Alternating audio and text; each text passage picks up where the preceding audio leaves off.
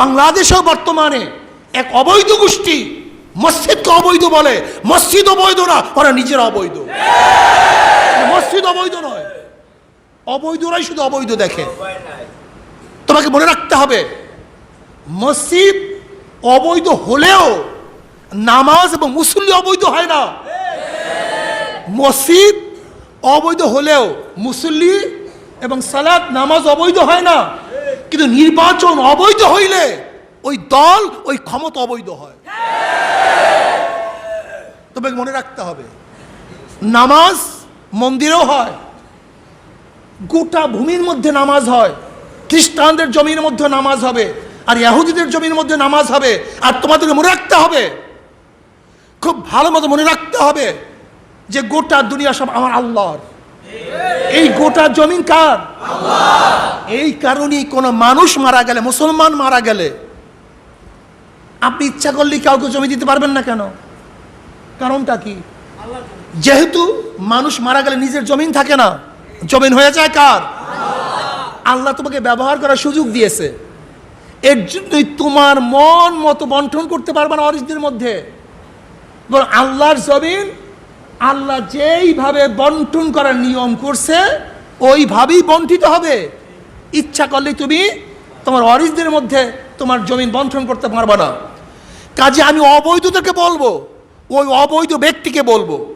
ওনাকে অনেকভাবে অনেকেই গালি দেয়, ওনাকে মন্ত্রী বলি না, মন্ত্রী বলা ভুল হবে। ওই অবৈধ ব্যক্তি, ওর দুঃসাহস হয়ে গেছে, ওর দুঃসাহস হয়ে গেছে যে মানুষ মারা যাচ্ছে, বহুত মানুষ হতাহত, ঝলসে গেছে সমস্ত শরীর।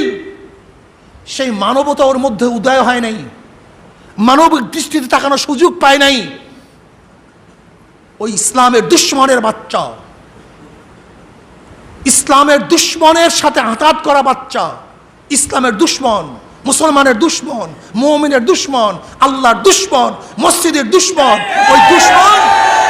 ওই দুশ্মন মনুষ্য পুরা মানুষদের দিকে তাকানোর সময় পায় নাই। ও তখনও ভাবছে ও অবৈধ মসজিদ। চিন্তা করতে পারেন ওর মানবতার অবস্থা কোথায় গিয়ে পুষছে? ওর মানবতার অবস্থা কোথায় গিয়ে পুষছে? যেখানে মানুষ দগ্ধ অবস্থায় আছে, যেখানে মানুষকে বাঁচাবার চেষ্টা করতে হবে, চিকিৎসার ব্যবস্থা করতে হবে, চিকিৎসার দিকে ওর মন যায় নাই। ওর মন তখনও মসজিদকে কিভাবে অবৈধ ঘোষণা করবে, ওর মেজাজ সেই দিকে চলে গেছে। আমি বলবো তুমি অবৈধ। বলতে পারেন কোন দিক থেকে অবৈধ? আমার বিশ্বাস ও সব দিক থেকে অবৈধ। ওই নামধারী অবৈধ মন্ত্রীটা সব দিক থেকে অবৈধ, আমার বিশ্বাস। খুঁজে দেখেন, খুঁজতে থাকেন। আমার বিশ্বাস যে এই মুহূর্ত মসজিদকে অবৈধ বলতে পারে, নিশ্চিত অবৈধ না হয়ে মসজিদকে অবৈধ বলতে পারে না। ও সব দিক থেকে অবৈধ, শুধু ক্ষমতার দিক থেকে নয়, শুধু ক্ষমতার দিক থেকে নয়, ওই নামদার অবৈধ সব দিক থেকে অবৈধ। আমার বিশ্বাস, খুঁজে দেখেন। মনে রাখতে হবে, সরকারি কোনো জমি নয়, এই গোটা জমিন আল্লাহর, এই গোটা ভূমি আল্লাহর। মুসলমানদের কারণেই বাংলাদেশ স্বাধীন হয়েছে, কোনো খ্রিস্টানদের কারণে নয়, ইহুদিদের কারণে নয়। ধর্মভিত্তিক ক্লিয়ার কাট কথা। নাস্তিককে বলবো ধর্ম ভিত্তিক এই দেশ স্বাধীন হয়েছে। কোন ভিত্তিক ভাই? ধর্ম ভিত্তিক এই দেশ স্বাধীন হয়েছে। ধর্মের কারণে ভারত থেকে, ইন্ডিয়া থেকে এই দেশ আলাদা হয়েছে। কাজী মুসলমানদের স্বার্থ আগে থাকবে, এরপরে সবার স্বার্থ। মুসলমানের স্বার্থের সাথে যেখানে সংঘাত হবে, মুসলমানের স্বার্থের সাথে যেখানে সংঘাত হবে, সেখানে মুসলমানের স্বার্থ আগে রক্ষা হবে, তারপরে অপরের স্বার্থ রক্ষা হবে। একবার কথা ক্লিয়ার কাটে, স্পষ্ট কথা। কাজে যেখানে মসজিদের জমির প্রয়োজন হবে, সেখানে আগে মসজিদের জন্য জমি নেওয়া হবে, এরপর সব কিছুর জন্য জমি থাকবে। মসজিদের জন্য আগে জমির প্রয়োজন, আগে মসজিদকে দাও। মাদ্রাসার জন্য আগে জমি প্রয়োজন, আগে মাদ্রাসাকে জমি দাও।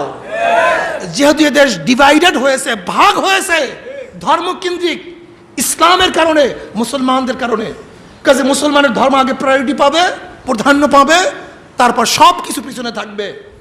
কাজে যে অবৈধ ব্যক্তি, অবৈধ, আমি বলবো সব দিক থেকে অবৈধ ব্যক্তি আজকে যে মসজিদকে অবৈধ বলছে, ওর অবৈধ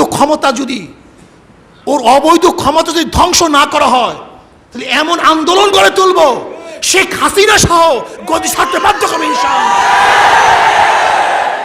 আল্লাহ যদি কবুল করে নেয়। কত বড় সাহস!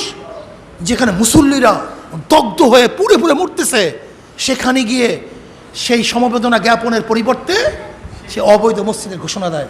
কত বড় শয়তান, কত বড় দাজ্জাল! আর একটা কথা বলে শেষ করব। সেই কথাটা কি? আজকে দেখছেন ওসি প্রদীপ, তার কাছে ব্যক্তিগত 7 লক্ষ টাকার পিস্তল। কোথায় পেল 7 লক্ষ টাকার পিস্তল? সে প্রিজন ভ্যানের মধ্যে বিদেশি দূতাবাসের সাথে কথা বলছে। একজন ওসি হয়ে সরাসরি বিদেশি দূতাবাসের সাথে তার সম্পর্ক কেন থাকবে? কারণটা কি? আজকে রাষ্ট্র কোথায়? রাষ্ট্র ধ্বংসের দ্বার প্রান্তে চলে গেছে। আজকে ভারতমুখী, ভারতপন্থী লোকেরা বাংলাদেশ পরিচালনা করতেছে। ভারতপন্থীর ইসকনের মাধ্যমে সব জায়গায় নিয়োগ দিচ্ছে। কোন কোন জায়গায় কাকে নিয়োগ দিবে এটা ইসকন নির্ধারণ করে, ভারতপন্থী নির্ধারণ করে। এটা দিল্লির থেকে ঘোষণা হয়।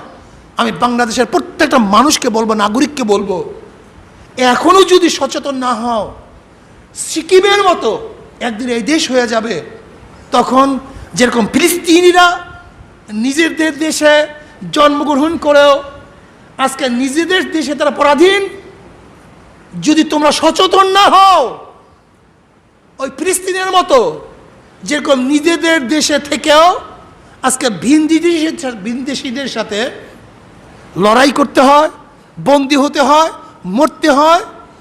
সিকিমের লোকগুলি নিজেদের পরিচয় ভুলে গিয়ে এখন ভারত কান্ট্রির অংশ হিসেবে তাদেরকে পরিচয় দিতে হয়। আজকেও যদি তোমরা সচেতন না হও, আল্লাহ না জানে একদিন এরকম হবে, তোমরা নিজেরা স্বাধীন থাকবে না, তোমরা পরাধীন হয়ে যাবে, তোমরা ভারতের একটা অঙ্গরাজ্য হয়ে যাবে। কাজে আল্লাহ পাক আমাকে এবং আমাদের সবাইকে এর থেকে হেফাজত থাকার তৌফিক দান করেন। আমা আলাইনা ইল্লাল বালাগ। এখন 4 রাকাত সুন্নাত।